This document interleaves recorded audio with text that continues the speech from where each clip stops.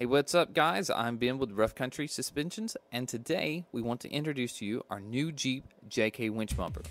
Now, you can see here a great picture of the bumper, clean lines, nice angles. You can even use your factory fog lights out of your JK bumper, which I think is great. We also have some options included. Not included, but available. We have a stinger, we have a light bar, and some D-rings. And some of these pieces can be used together, which I think is great because it just gives you guys another opportunity to personalize your Jeep. Me, I'm gonna go for the light bar every time because I can't stand when people in the oncoming traffic lane have their lights on bright. And what better way to discourage that than to hit them with like 3,000 lumens, bam, all at once. And just like that, it clicks. Oh, my lights are on bright. Anyways, let's get into the installation and show you guys just how easy this winch bumper is to install. Okay guys, the first step here is to get the factory bumper off. And to do that, we've got to remove these 4 nuts on these studs that hold the bumper to the frame horn. Now there's 8 of those, 4 per passenger, 4 per driver.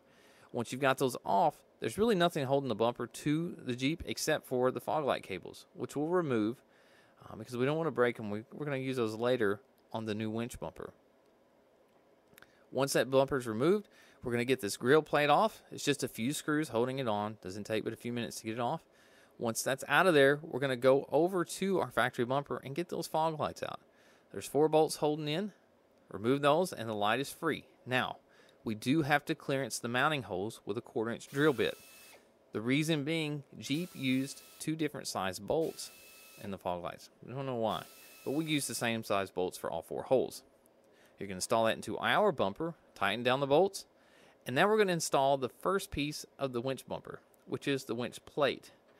You'll see him nestle that right into the frame horns, and there we're using a factory frame mount, and we include those flag nuts. It makes it much easier to tighten down. But don't super tight it yet, because you'll want to be able to wiggle that to help line the studs on the inside of the bumper with the frame horn. Once you've got the bumper on and the studs pushed through the frame horn, you'll start to, go ahead and install your nuts, but you don't have to tighten them down just yet because first we want to go ahead and run our cables for the fog lights. Now you can see he's running that cable underneath the winch plate. Now on the driver's side, you have to turn the bulb housing to the unlock position, just like if you're going to change the bulb. You turn it to unlock, push in your clip. Once it's locked in, just flip it back to the left and put the bulb housing in the lock position, and you're done with that one. And repeat the steps on the other side. Now once your fog lights are connected, now we'll go back and tighten everything down. And honestly guys, of course we didn't install this winch bumper in 2 minutes and 10 seconds. It took us about an hour to remove the factory bumper and install our stubby Jeep JK winch bumper.